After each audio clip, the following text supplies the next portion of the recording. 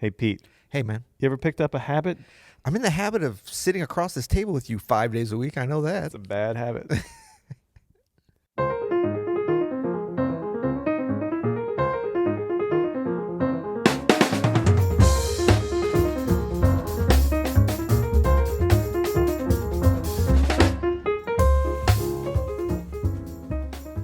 I'm Adam Maness. And I'm Peter Martin. And you're listening to the You'll Hear It podcast. Daily jazz advice coming at you every day. Well, 5 days a week. That's close to every day. Yeah, we'll say every day. We're on such a business schedule here. I like this. We're business people. We are business people. Monday through Friday. Saturday, Sunday, we're gigging. It's business time. It's business time. And speaking of business, Yeah. Don't sleep on this week's offer for an all-access pass from Open Studio for $77. Go to openstudionetwork.com. Get that annual membership to the all-access pass at the offer code field. Put in You'll Hear It. That's $77 savings for our You'll Hear It listeners. Nice. Thanks to And Open that's Studio. this week only. That's this week only. Thank you, Open Studio. Thank you, Open Studio. Like it's someone else. Well, it is. It's bigger than us. Yeah, only this week, but it lasts. It's the gift that for yourself that lasts all year. You can get it for somebody else too, but You can't gift it. it's just this week. But you will be able to derive the benefits of it. It's like a gym membership. It's like prepaying for your gym membership. It'll get you through those times when, as we're going to talk about today in terms of good habits, give you that inspiration to keep those good habits going. And it'll also be a little bit on your shoulder. Hey, come on now, let's keep practicing. But it'll hopefully make it easier for you to practice, more fun, give you more ideas, get you more organized, get you more inspired, get you more connected.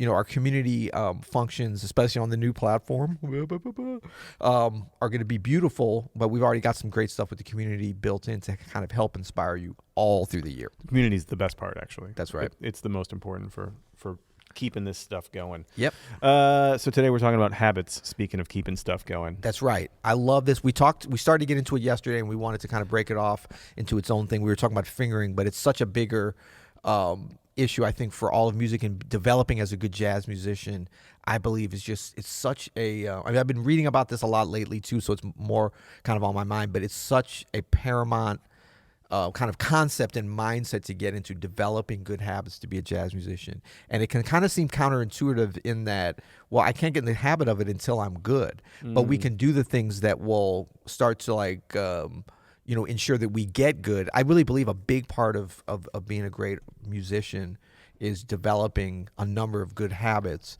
and the biggest one being sort of in the habit of playing stuff that sounds good. Yeah. And that goes back to our number one, listen, always. Yeah. And if you're in the habit of listening to yourself, listening to others, whatever, you're really going to put yourself a step ahead of others and just put yourself in the best position to be able to get to that promised land of being a great player. Yeah. For me, I always think about habits. They're sort of sister ideas of decisions, right? They go off each other. So the starting point for me is making the decisions every day that lead me to where I want to be at the end of the day, and then at the end of the week, and at the end of the year. Yep. So developing a system of decisions that form the habits that are going to form who you are is one of the most important things we can do as artists, as musicians. So I think this episode is super important. Yeah. And we were talking about it yesterday in the context of fingerings, and it can get that granular. It can get just like getting in habits of like literally how you put your fingers on your instrument, to getting in the habits of like saying no to gigs that aren't good for you. Wow. I like that. To getting into the habits of like practicing every day, to getting in the habits of networking or whatever it is that you think you need to up your game at. Yeah. Develop that habit. Make the decision in the morning when you wake up, or the afternoon, depending on your lifestyle, that you're going to make lifestyle habits. You're going to make those decisions that day to help you develop habits that get you to where you need to go. Absolutely. And I think that, the thing that applies so much to, and it's tough not to say pianists, but any of the instruments, they all have their own challenges. But let's just say a jazz musician.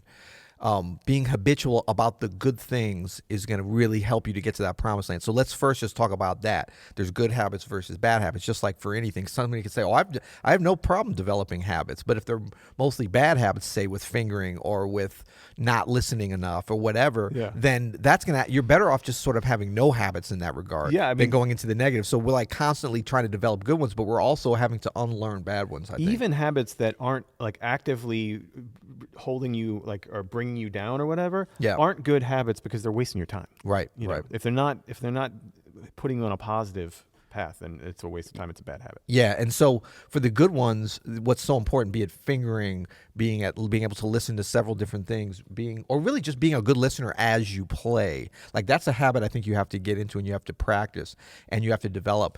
These things will help because ultimately it's going to put you into that ultimate position of being able to clear your mind and just sort of habitually on instinct do good things as you're playing in a situation with other people. And then it's going to really start to snowball because people are going to be like, wow, I love playing with Adam because he's always playing the right thing, but he's always listening, but then he's always fun to hang out with. That it's like all your little habits started to add up actually. And people are going to think, well, he's just born a genius, but you're going to know it's because you developed all those little habits. But can we talk before we get too deep in here about some psychological aspects of this? And I just want to like clarify because we're talking about good habits and bad. We're putting these kind of like values on the habits or whatever.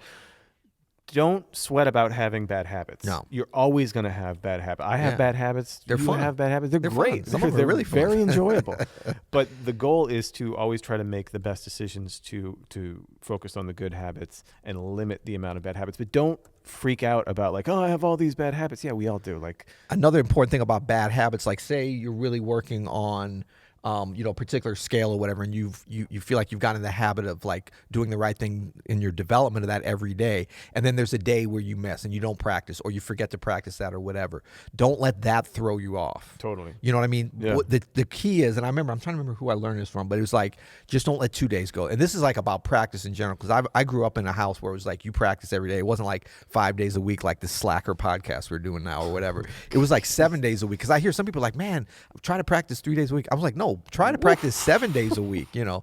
But look, if you do fall, because that was like the Suzuki upbringing, and Suzuki himself was like, his thing was, you practice every day you eat. You don't have to practice every day, but any day you eat, you practice your instrument. You connect to the instrument. That's the goal. But the whole thing of that, don't make that a self-fulfilling prophecy of failure, in that if you miss a day, just don't let 2 days go. It's true. You know what I mean? Yeah. So if you fall off, get back on, and don't be looking back. We're always looking forward. So with habits, that's how you can you can help a bad habit from developing out of what was about to be a good habit. Because eventually, when you get to the point of like really being in a habit, like eating, for instance, now we have some biological and life reasons that we want to do that, but or like breathing. Once you get in the habit of that as a baby, when you come into the world and you're not inside your mother anymore, like those are pretty good to just maintain. You don't have to think about them anymore. So we want to get all of our habits in that same way. Thinking about some strategies that we could work on to help develop our good habits, and something we've been talking a lot about the last couple of days around here at Open Studio, is to really engage what your goals for the day. Write them down. Yeah. We both keep written journals for bullet journals for what we want to do. Bujos, we could call them. and however you want to do it, on a computer, on a phone, if you want to just write it out. But I think for me, the clarity of writing down things that I want to accomplish in my good habits list that day, it's hugely helpful to have something to check off. Yeah. And even if I don't get everything to it, like to your point of like you miss one day or whatever, like I still want to get in that habit of waking up every morning, writing down, not that much, 3 to 5 things maybe that I really want to accomplish, or habits that I want to hit that day. Yeah, absolutely. And now there's some easy things you can do to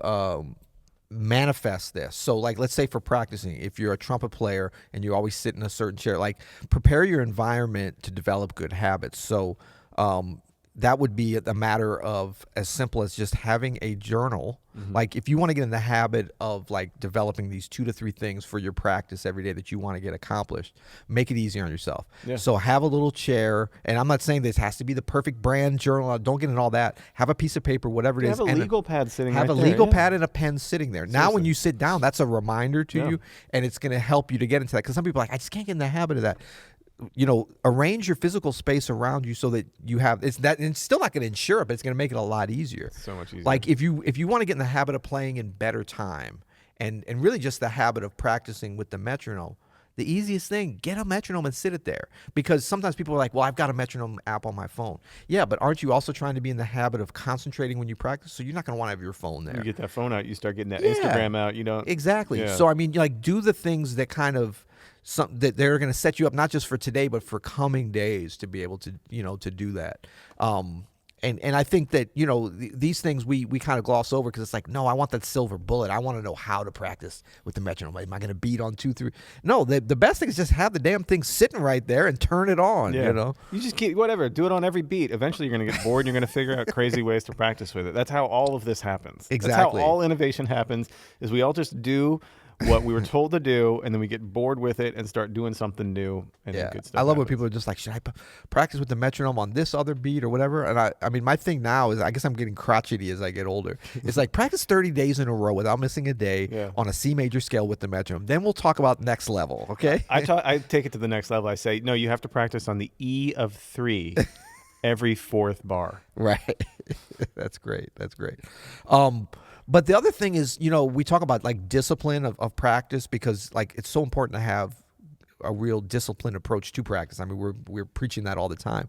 But if you develop some good habits within just your practice routine in general, that makes having the discipline so much easier, because you don't have to think about it. Like, you have a routine. Yeah. And that's really what discipline is then. Because some people be like, man, how can you be so disciplined with it? I'm not any more disciplined than anybody else. I just have a plan and I stick to it, usually. But sometimes I fall off, and I don't let myself fall off 2 days. Well, that sort of core discipline allows you that freedom then to then have a day where you either don't practice, or maybe I'm just going to play, I know, because I know I've had this whole month of disciplined practice or whatever. And then maybe a little bit of negativity built in too. Like, so we're talking about positivity as far as having the notebook there, having the metronome there, having some negative ramifications, but this can be in the form of too many drinks tonight. yeah.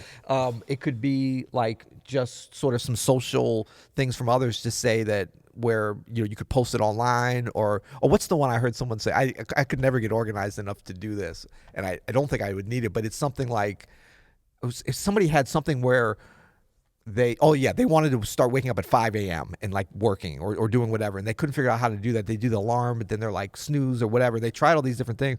They set up at 5:05 a.m. a thing where they would auto tweet out like, I am a big loser, I'm still sleeping. So then they had it like, I can't remember. It was like in another room. So like they had to get up, and then that was the first thing. So basically the world, all their followers going to know that they weren't up, and they'd said they were going to do something. That's great. The shame. That's it was great. a shame. You shame. So they had to get up and go on the other, and by the time they like took the tweet off and like canceled, they're like, oh, I'm already up. So, I mean, there's all different ways to do it that aren't that dramatic, just kind of letting people know, look, I'm going to practice it. Because then you see them, oh, how's that practicing every day going? Ugh. I mean, if you're like, well, I did 6 out of 7 days, then it's like, you know what, that's good. If you didn't hit any, that's going to be a problem. This was great, man. I love talking about this stuff because it's something that you could always tweak. And it kind of makes the most difference of anything you can do for your playing and for yourself as a person. Yeah, and remember, like, the biggest level, and we kind of talked about this, the other day when we were talking about marketing and gigs and stuff, the biggest level for development sometimes is just your own commitment to yourself, and then starting there and then going out to the community, to a band, to the bigger community that you're part of, musical community, is just showing up. Like, that's a habit to get into. That's why I'm here every day. So that's, I mean, it's just like, a job is like you show up. But I mean, the job of being a pianist is like, get to the piano every day. Get in the habit of playing.